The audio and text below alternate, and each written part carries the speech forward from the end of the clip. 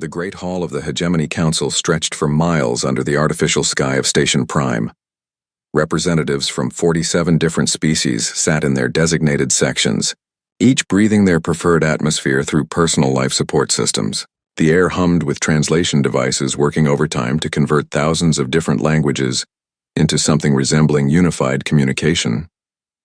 Admiral Zekthar of the Vorthak Empire stood at the center podium, his forearms spread wide in a gesture of authority.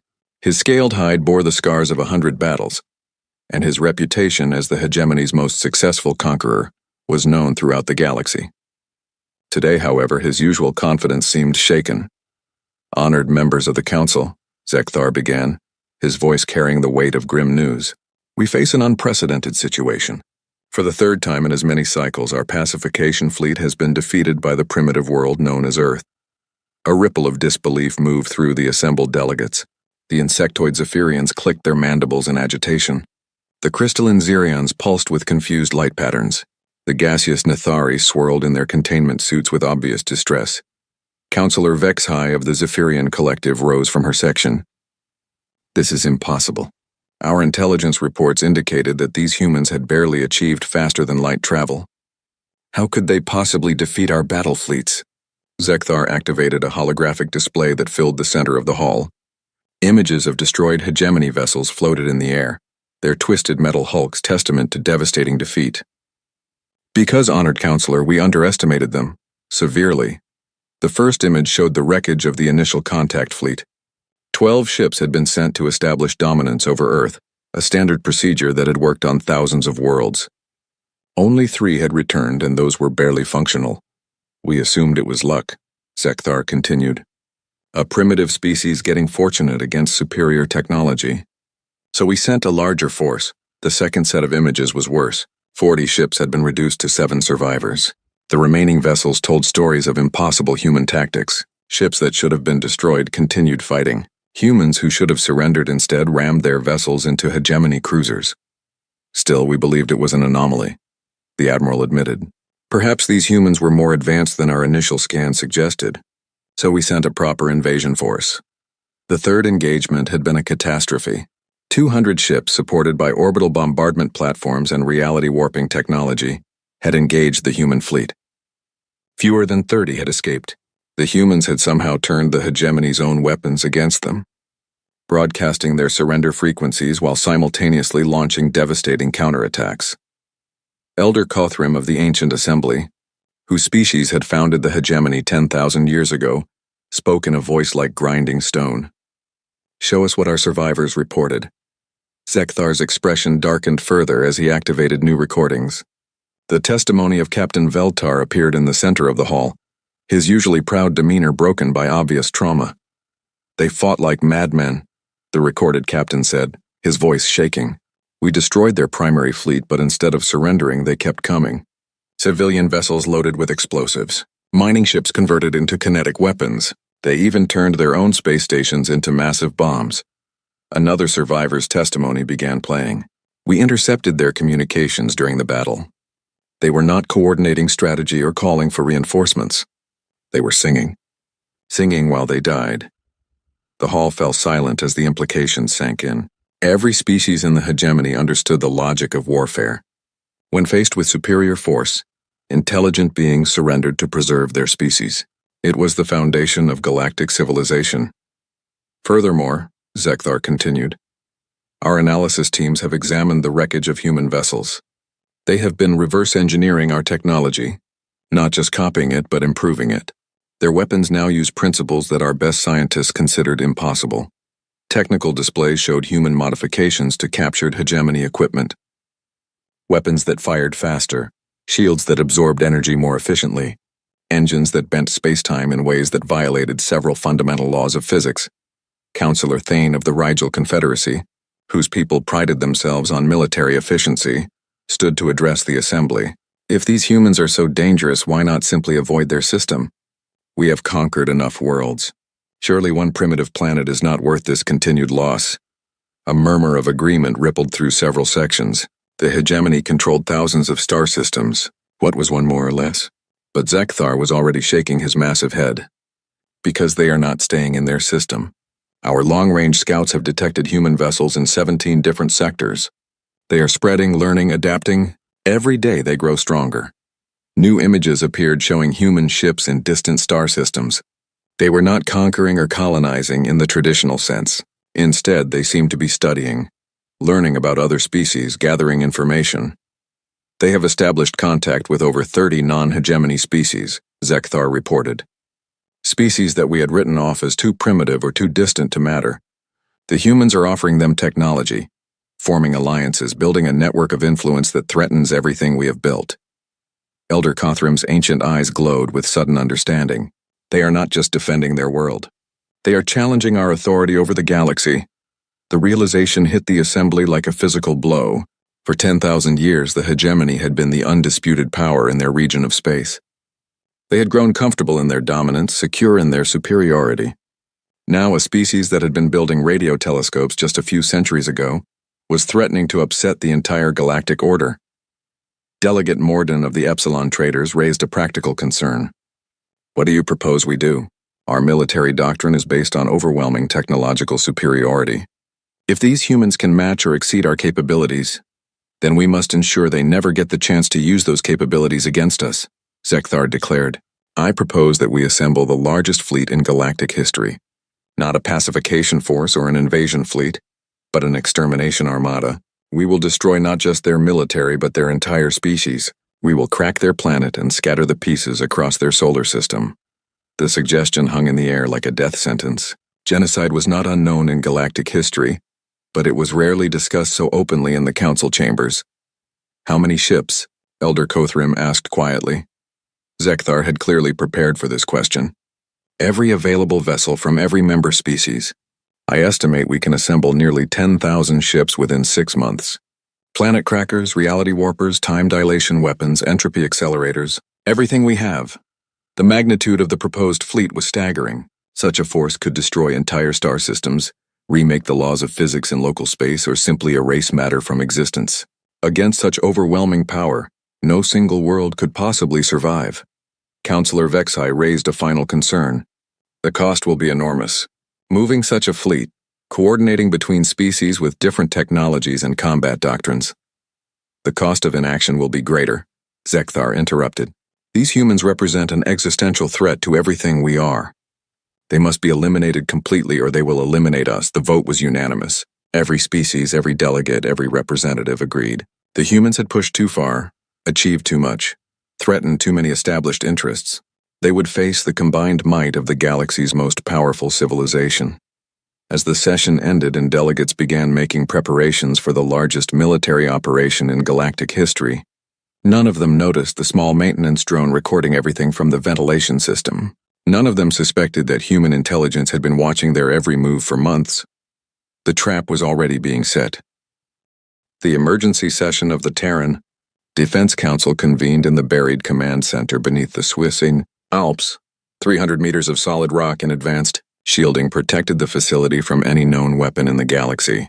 The holographic display at the center of the room showed a three-dimensional map of local space, with red dots marking the positions of incoming alien vessels.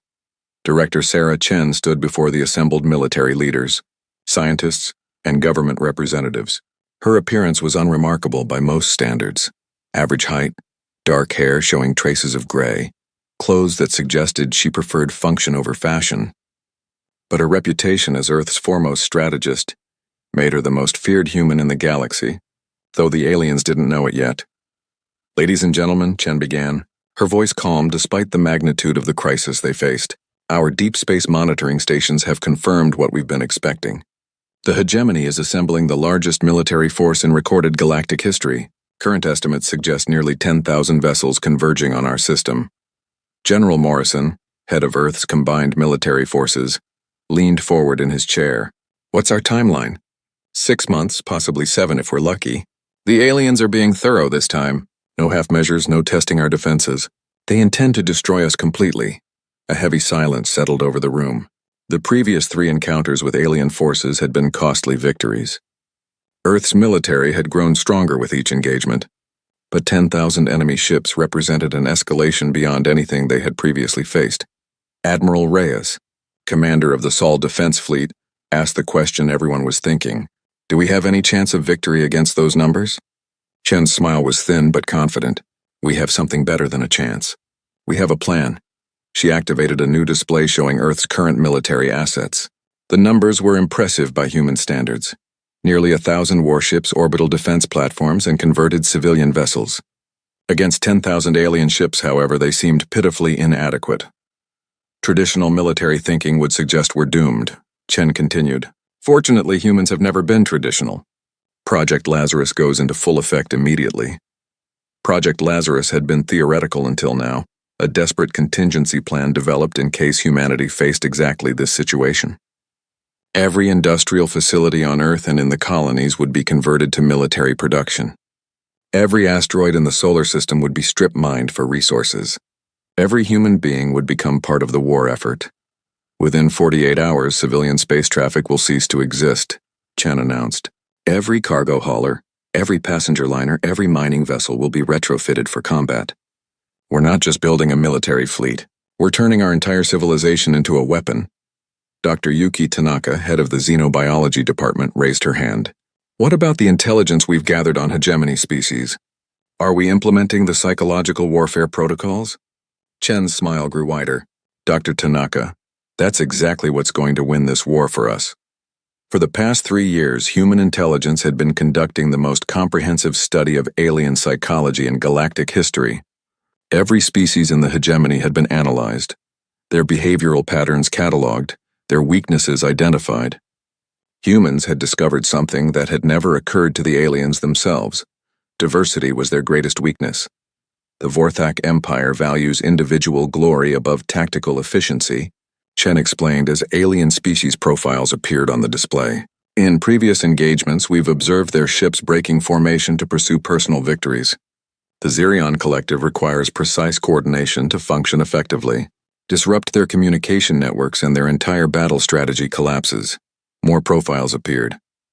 The Zephyrian hive mind was vulnerable to specific electromagnetic frequencies. The Nathari gas beings became unstable when exposed to certain particle radiations. Each species had evolved different strengths, but those same strengths created exploitable vulnerabilities. We've been intercepting their communications for months, Chen continued. We know their command structures, their supply lines, their coordination protocols. More importantly, we know they've never fought an enemy that understands them this well. Captain Torres from the Intelligence Division stood to address the room. We've also identified a critical flaw in their operational planning. The hegemony has never fought a defensive war. Their entire military doctrine is based on overwhelming technological superiority against primitive opponents. They don't know how to adapt when their assumptions prove wrong. The strategic implications were staggering. Every previous alien conflict had followed the same pattern. Superior technology deployed against inferior civilizations, resulting in quick conquest or submission. The aliens had no experience fighting an enemy that could match their technology and exceed their tactical flexibility. But the real advantage, Chen said, is something they can't even comprehend. They don't understand human nature. She activated historical files showing famous last stands throughout human history. Thermopylae, where 300 Spartans held off an empire. The Alamo, where outnumbered defenders fought to the death rather than surrender. Stalingrad, where an entire city became a fortress. Every other species in the galaxy operates on logical principles, Chen explained. When faced with impossible odds, they surrender to preserve their civilization. When their primary fleet is destroyed, they retreat to regroup. When their command structure is eliminated, they become disorganized and ineffective. The room was completely silent now, hanging on every word. Humans don't work that way. We get more dangerous when we're losing.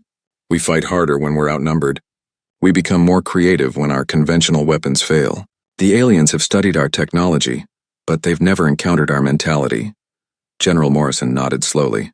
They expect us to fight like they would fight. Exactly. And that's going to kill them. Chen activated the final display showing Earth's actual defensive preparations. What appeared to be routine asteroid mining was actually the construction of massive kinetic weapons. Commercial shipping routes had been redesigned to create supply lines for hidden military installations. Even civilian communications networks had been modified to carry encrypted military data. The aliens think they're fighting Earth, Chen said. They're actually fighting the entire human species. Every colony, Every outpost, every human in space is part of this defense. We've turned our greatest weakness, being scattered across multiple worlds, into our greatest strength. Dr. Tanaka asked the obvious question. What about casualties? The alien fleet has planet-killing weapons. Chen's expression grew serious. We're not going to let them get close enough to use those weapons. This war won't be fought in Earth orbit. It's going to be fought throughout the entire solar system, and we're going to control every aspect of it. The tactical overview showed the true scope of human preparations. Jupiter's moons had been converted into fortress worlds. The asteroid belt had become a maze of hidden weapons platforms.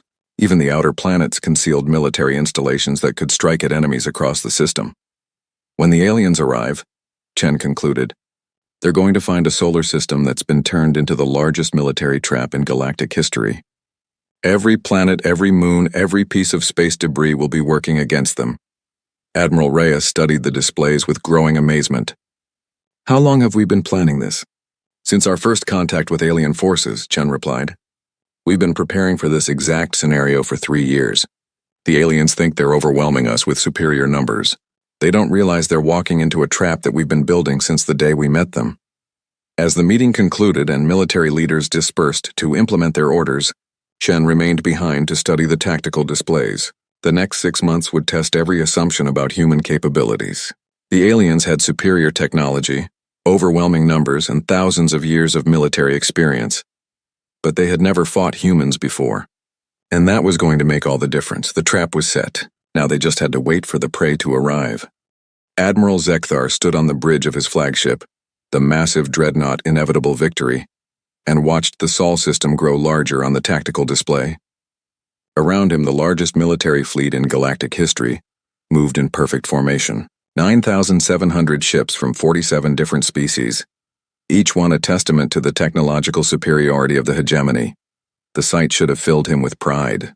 Instead, he felt a nagging unease that he couldn't quite explain. Something about this entire situation felt wrong. Long-range sensors show no defensive activity, reported Captain Nextal from the sensor station. No energy signatures, no ship movements, no communications traffic. The system appears completely dead. Zekthar frowned at the display. Earth hung in space like a blue-green jewel, showing no signs of the industrial civilization that should be frantically preparing for defense. No orbital platforms, no defensive fleets, no desperate attempts at communication. Perhaps they evacuated, suggested Commander Velkoth, his tactical officer. Faced with our overwhelming force, they may have chosen to flee, rather than face certain destruction. The explanation made sense logically, but Zekthar's instincts warned him against accepting it. Humans had never fled before. In 3 previous engagements, they had fought to the death rather than surrender. Why would they abandon their homeworld now? Maintain formation, he ordered. Full sensor sweeps of all planetary bodies. I want to know where every human vessel is hiding. The hegemony fleet continued its advance into the solar system, sensors probing every asteroid, every moon, every piece of space debris. The various species maintained their traditional battle formations. Vorthak warriors in aggressive wedge shapes, Xerion analytical clusters, Zephyrian hive mind spheres. Each group operated according to their own military doctrine, coordinated by the Central Command Network. It was Captain Yordak of the Nathari contingent who first noticed the anomaly. Admiral, we're detecting unusual gravitational readings near the asteroid belt. The mass distribution doesn't match our star charts. Zekthar moved to the sensor console, his forearms dancing across the controls. The readings were subtle but definitely there. Asteroids that should be solid rock were showing mass variations. Space that should be empty was creating gravitational shadows. Could be natural phenomena, suggested the science officer. This system is relatively young. Planetary formation might still be occurring. But Zekthar's combat experience was screaming warnings. Begin random scanning patterns. I want deep penetration scans of anything that doesn't match expected parameters. The order was transmitted throughout the fleet, and thousands of sensor arrays began probing the Sol system in detail. What they found should have been impossible. Admiral, Captain Nexatal's voice was tight with disbelief. We're detecting massive hollow structures throughout the asteroid belt. Artificial constructions disguised as natural objects. And, sir, they're all armed. The tactical display updated as the fleet's sensors penetrated the camouflage. Hundreds of asteroids revealed themselves to be weapon platforms, space stations disguised as rocky debris, entire installations hidden inside seemingly natural formations. How is this possible? Commander Velkoth demanded. Our intelligence reports showed no major industrial capacity in this system. Before Zekthar could respond, the trap was sprung. Throughout the asteroid belt, concealed weapon platforms activated simultaneously. Energy beams lanced out across space, but they weren't targeting the hegemony fleet. Instead, they struck what appeared to be empty space, revealing the locations of cloaked human vessels. Thousands of ships materialized around the alien fleet. Human vessels that had been hiding using technology that shouldn't exist, positioned with tactical precision that demonstrated months of planning. The hegemony fleet wasn't surrounded. They were already inside the human defensive perimeter. But that wasn't the worst surprise. Admiral. The communications officer's voice cracked with panic. We're receiving surrender broadcasts from our own ships. On the main display, vessel after vessel in the hegemony fleet began broadcasting capitulation signals. But the crews weren't surrendering. Their own ships were betraying them. Navigation systems locked onto collision courses. Weapon systems turned to target friendly vessels. Life support systems began failing throughout the fleet. How are they doing this? Zekthar roared, but even as he asked, he began to understand. The humans hadn't just been studying alien technology, they had been infiltrating it. For 3 years since first contact, humans had been inside hegemony space. Not as conquerors or diplomats, but as spies and saboteurs. Every alien vessel that had limped back from previous engagements had carried hidden passengers. Every diplomatic exchange had included human agents. Every captured piece of technology had contained monitoring devices. Captain Torres materialized on the bridge of a Xerion cruiser, his disguise falling away as human commandos took control of critical systems. Similar scenes played out across hundreds of ships as humans, who had been posing as everything from prisoners to maintenance. Workers revealed their true purpose, all hegemony vessels, a human voice broadcast across all channels. This is Commander Maria Santos of the Terran Defense Force. You are now inside a weapons-free zone. Any ship that attempts to engage human forces will be destroyed by your own fleet. The psychological impact was devastating. The Vorthak warriors, who prided themselves on individual combat prowess, found their ships turning weapons on each other. The Xerion collective, dependent on precise coordination, watched their formation dissolve into chaos as human-controlled vessels broke ranks. The Zephyrian hive mind reeled as electromagnetic interference disrupted their psychic connections. Impossible, Zekthar whispered, watching his perfect formation collapse. No species fights like this. No civilization would sacrifice their own people for such deep infiltration. But humans weren't like other species. They had been planning this defense since their first contact with alien forces. Every human captured in previous battles had volunteered for deep cover assignments. Every exchange of prisoners had included trained operatives. Every diplomatic mission had been an intelligence-gathering operation. The hegemony had been fighting human technology. Now they were experiencing human strategy. Inevitable victory shuddered as her own escort vessels opened fire, their weapons controlled by humans who had spent months learning every system aboard alien ships. The massive dreadnought's shields held, but barely. Return fire, Zekthar commanded, but his weapon systems were already offline. Somewhere in the vast ship's computer networks, human viruses were spreading through every system, code that had been waiting dormant for months, activated by the appearance of the hegemony fleet. Throughout the battle zone, alien vessels were turning into weapons against their own fleet. Ships designed by different species, with incompatible systems and conflicting protocols, suddenly found themselves in a firefight with allies they couldn't communicate with. The Rigel Confederacy's automated defense systems began targeting anything that moved.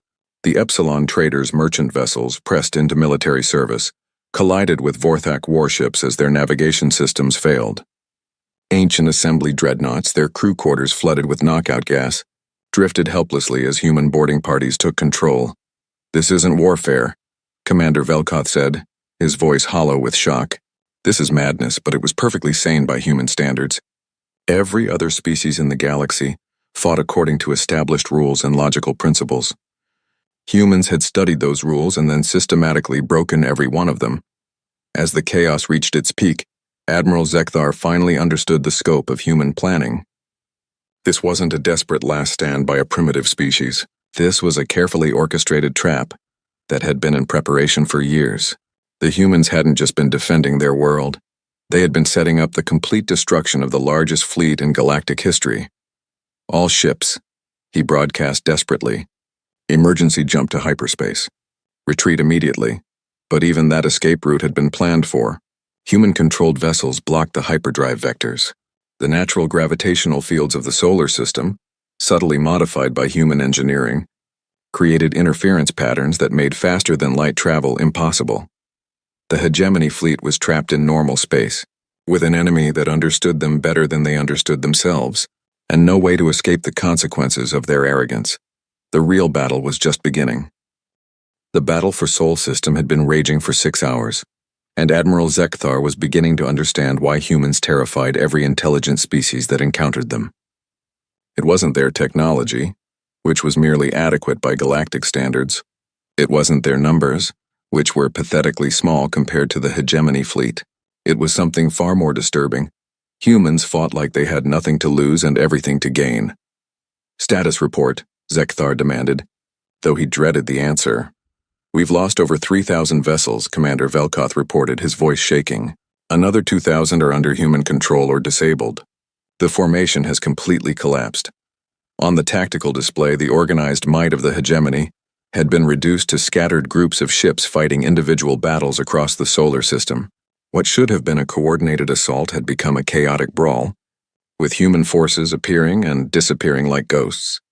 The worst part was that the humans weren't even trying to win in any conventional sense. They were systematically demonstrating that every assumption about galactic warfare was wrong. "Watch this," Captain Nextal said, highlighting a section of the battle. A human destroyer, heavily damaged and clearly about to explode, was accelerating directly toward a Vorthak battlecruiser. "They're going to ram." Zekthar watched in horror as the human ship struck the alien vessel at near light speed.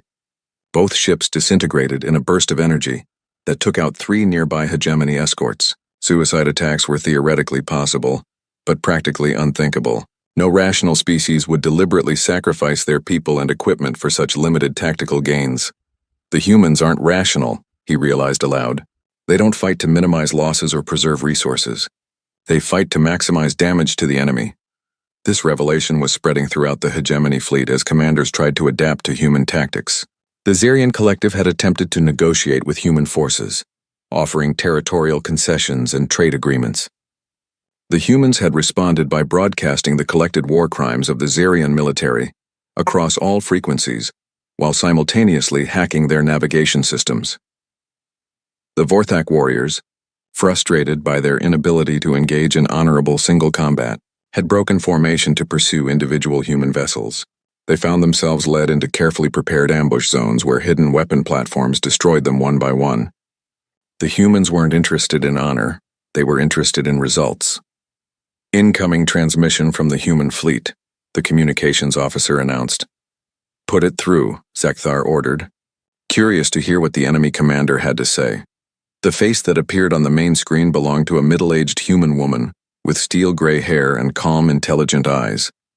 Commander Maria Santos looked exactly like what she was, a career military officer who had spent her entire life preparing for this moment. "Admiral Zekthar," she said, somehow knowing his identity despite never having met him. "I am Commander Santos of the Terran Defense Force. I have a message for you." "I'm listening," Zekthar replied, though he suspected he wouldn't like what he heard. "Your fleet represents the combined military might of 47 species," Santos continued. "Thousands of years of technological development, millions of trained personnel, weapons that can destroy planets. You came here expecting to face a primitive world defended by inferior technology." She paused and her expression hardened. "You made one critical error. You assumed we would fight your war. This is our war now." The transmission ended, but its implications were crystal clear. The humans weren't trying to defeat the hegemony fleet using conventional tactics. They were rewriting the rules of engagement entirely. "Sir," Captain Nextal called out urgently, "we're detecting massive movement throughout the system. Every planet, every moon. They're all launching something." The sensor display filled with new contacts as the true scope of human preparation became apparent. What the aliens had assumed were natural planetary bodies were actually weapons platforms on a scale that defied comprehension. Jupiter's moons were accelerating toward the battle zone, their orbits artificially modified to turn them into kinetic bombardment weapons. Saturn's rings were revealing themselves to be composed of billions of tiny attack drones. They've militarized their entire solar system, Zekthar whispered in disbelief. But even that wasn't the most shocking revelation. As the battle continued, the aliens began to realize that humans were using familiar technology in ways that no sane species would consider. Fusion reactors were being detonated as improvised nuclear weapons. Cargo containers were being accelerated to relativistic speeds and used as kinetic missiles. Even civilian passenger liners were ramming into hegemony vessels, their crews singing as they died. They're not just defending their world, Commander Velkoth observed. They're treating this entire engagement as a learning experience. It was true. Human forces were systematically testing alien defenses, probing weaknesses and adapting their tactics in real time. Every attack provided data for the next assault. Every loss was analyzed and turned into an advantage. The humans were using the hegemony fleet as a training exercise for their military forces. The psychological impact on alien crews was devastating. The Zephyrian hive mind, accustomed to predictable enemy behavior, found itself paralyzed by the sheer randomness of human tactics. The Netheri gas beings, who fought according to precise mathematical models, couldn't calculate probability curves for enemies who deliberately chose irrational actions. Admiral, the science officer reported, we're detecting structured alterations to local spacetime. The humans are somehow manipulating stellar phenomena. On the long-range sensors, the sun itself was beginning to show signs of artificial modification. Solar flares were being directed and focused. The star's magnetic field was being reshaped to create interference patterns that disrupted alien communications. Somehow humans had figured out how to weaponize their own star. How is this possible? Zekthar demanded. Our science officers assured us that stellar manipulation was beyond any known technology. Unknown technology, Admiral, the science officer corrected. The humans aren't using advanced science. They're using conventional physics in unconventional ways. It was the perfect summary of human warfare. Every other species in the galaxy had developed increasingly sophisticated technology to solve military problems. Humans had instead developed increasingly creative ways to use simple technology. They turned everything into a weapon, every limitation into an advantage, every loss into a learning opportunity. The hegemony fleet was learning this lesson in the most painful way possible. Their overwhelming technological superiority meant nothing when the enemy refused to fight according to established rules. Their numerical advantage was irrelevant when humans could turn their own ships against them. Their thousands of years of military experience were useless when facing an enemy that thought differently about everything. New contacts approaching from the outer system, Captain Nextal announced. Configuration unknown. The approaching objects defied easy classification. They appeared to be asteroids, but they were moving under power and broadcasting tactical frequencies. As they drew closer, it became apparent that humans had converted entire asteroids into mobile weapons platforms, each one carrying enough firepower to destroy a small fleet. They've been preparing for this specific battle for years, Zekthar realized. Every piece of space debris, every natural object in the system, has been turned into a weapon. The asteroid ships opened fire with weapons that shouldn't exist, focused gravity beams, weaponized black holes, energy projection systems that violated several fundamental laws of physics. The humans had taken every theoretical weapon design in their databases and found ways to make them work. Admiral, Commander Velkoth said quietly, we need to consider the possibility that we cannot win this engagement. It was the first time in galactic history that a hegemony commander had been forced to admit defeat against a supposedly primitive species. But as Zekthar watched his mighty fleet being systematically destroyed by an enemy that fought like demons and thought like gods, he began to understand a terrible truth. Humans weren't just another species competing for resources and territory. They were something entirely new in the galaxy. A race that had evolved not just intelligence and technology, but a fundamentally different approach to existence itself. They didn't just adapt to their environment. They remade it to suit their needs. They didn't just fight to survive. They fought to transform their enemies into assets, and they were very, very good at it. The real horror was just beginning. 12 hours into the battle, Admiral Zekthar finally understood what it meant to face humanity in warfare. It wasn't just defeat. It was education in the most brutal form possible. Every assumption the hegemony had made about combat, strategy, and the nature of civilized warfare had been systematically dismantled by an enemy that refused to play by any recognizable rules. The bridge of inevitable victory was barely functional. Emergency lighting cast eerie shadows across damaged control panels. Half the crew was dead or unconscious from the constant attacks. The ship's AI had been compromised 3 hours ago, forcing manual control of every system. Casualty report, Zekthar ordered, though he already knew the answer would be catastrophic. 8,200 vessels confirmed destroyed, Commander Velkoth reported in a hollow voice. Another 700 disabled or under enemy control. We have approximately 800 ships remaining in fighting condition. From nearly 10,000 ships to 800 in 12 hours. It was the greatest military disaster in galactic history, and it was still getting worse. The humans aren't just winning, the tactical officer observed. They're conducting a demonstration. Every attack is designed to show us exactly how outmatched we are. It was true. The human forces could have destroyed the entire hegemony fleet hours ago, but instead they were methodically taking it apart piece by piece. They captured ships to analyze their technology. They disabled others to study their crews. They preserved just enough of the fleet to ensure that survivors would carry word of this defeat back to the galaxy. Admiral, Captain Nextal called out, "We're receiving a priority transmission from the human commander." Commander Santos appeared on the main screen again, but the background had changed.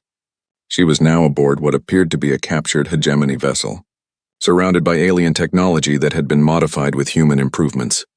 "Admiral Zekthar," she said, her voice carrying no trace of triumph or anger, "I'm offering you one chance to withdraw from this system. Gather your remaining ships and leave. You will not be pursued."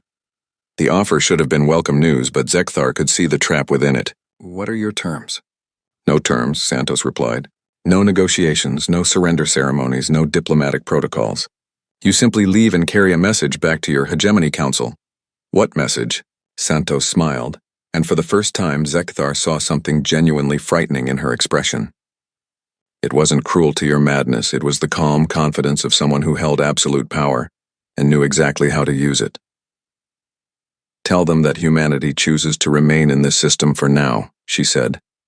"Tell them that any future attempt to attack Earth will result in a human response that makes today's battle look like a peaceful negotiation. And tell them that we're very interested in learning more about our galactic neighbors."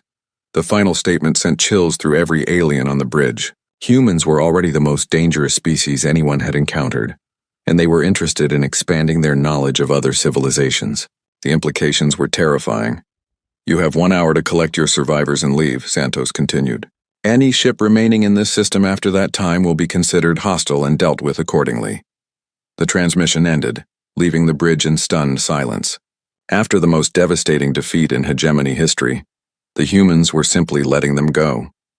It was either an act of incredible mercy or the most sophisticated psychological warfare anyone had ever witnessed. "What do we do?" Commander Velkoth asked. Zekthar stared at the tactical display where human forces were already withdrawing to defensive positions. They had proven their point. The entire hegemony fleet could be destroyed at will, but the humans were choosing to let survivors escape. The message was clear. This wasn't about conquest or revenge. It was about establishing dominance so complete that future violence would be unnecessary. "We leave," he said finally. "Signal all remaining ships. Emergency withdrawal from the Sol system immediately." The retreat was even more humiliating than the battle. Human forces watched impassively as the survivors of the greatest military force in galactic history limped toward the edge of the system. Ships that had once inspired terror across the galaxy now struggled to maintain basic life support systems. As they reached the hyperspace jump point, Zekthar took one last look at the human solar system. What he saw would haunt his dreams for the rest of his life. Earth hung in space like a blue jewel, unchanged and undamaged despite the battle that had raged around it. But now he could see what had been hidden before: orbital stations that hadn't been there in the intelligence reports, defensive platforms that could appear and disappear at will, and signs of construction projects that defied every assumption about human industrial capacity. They've been building this defense for years, he realized. Every day since first contact, they've been preparing for exactly this scenario. But the most disturbing sight was the debris field where thousands of hegemony ships had been destroyed. Human salvage vessels were already at work, collecting alien technology and analyzing captured equipment. Every destroyed ship was becoming raw material for human advancement. Every captured database was adding to their understanding of galactic civilization. The humans hadn't just defeated the hegemony fleet, they had turned it into a learning opportunity. 17 ships managed to escape from Sol system, 17 vessels out of nearly 10,000, carrying the traumatized survivors of the greatest military disaster in galactic history. They jumped to hyperspace with sensor recordings of weapons that shouldn't exist, tactical analyses of strategies that defied logic, and the horrible knowledge that humanity was everything the hegemony had feared and worse. The journey back to hegemony space took 3 weeks.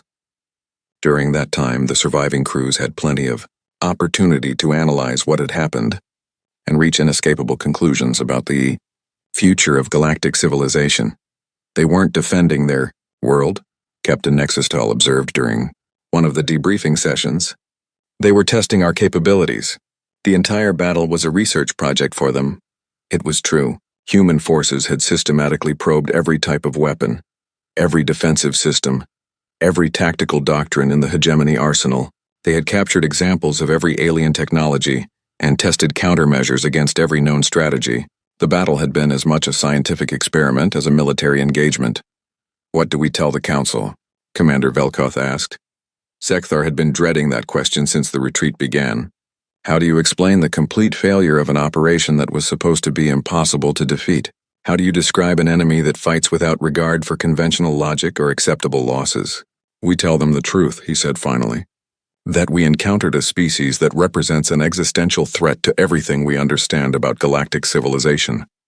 That they are more dangerous than we imagined possible, and that our only option is to avoid them completely." When the survivors finally reached hegemony space, they found a galaxy that had already begun to change. Word of the disaster had spread through unofficial channels. Non-aligned species were quietly moving their fleets away from human-controlled space. Hegemony member worlds were questioning the Council's authority to launch such operations. The formal report to the Hegemony Council was brief and devastating.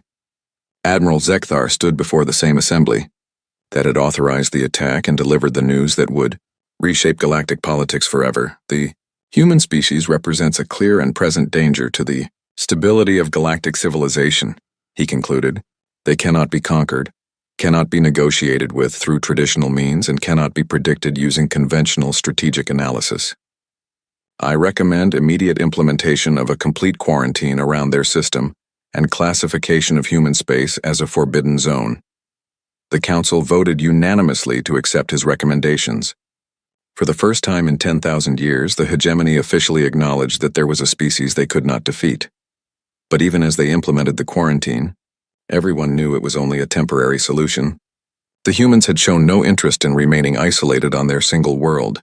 They were explorers and conquerors by nature, and now they had the technology and knowledge to back up their ambitions. The galaxy had just learned that humanity was not prey. They were predators, and they were very good at it.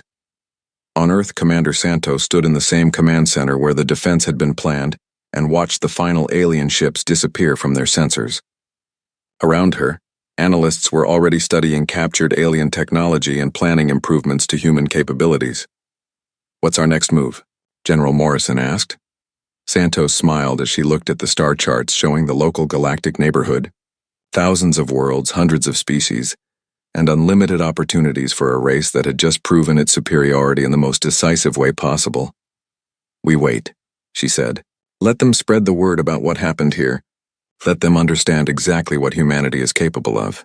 And when they're properly motivated to cooperate," she activated a display showing the locations of human deep space monitoring stations, science vessels, and diplomatic missions that had been operating throughout the galaxy for years. "Then we go visiting."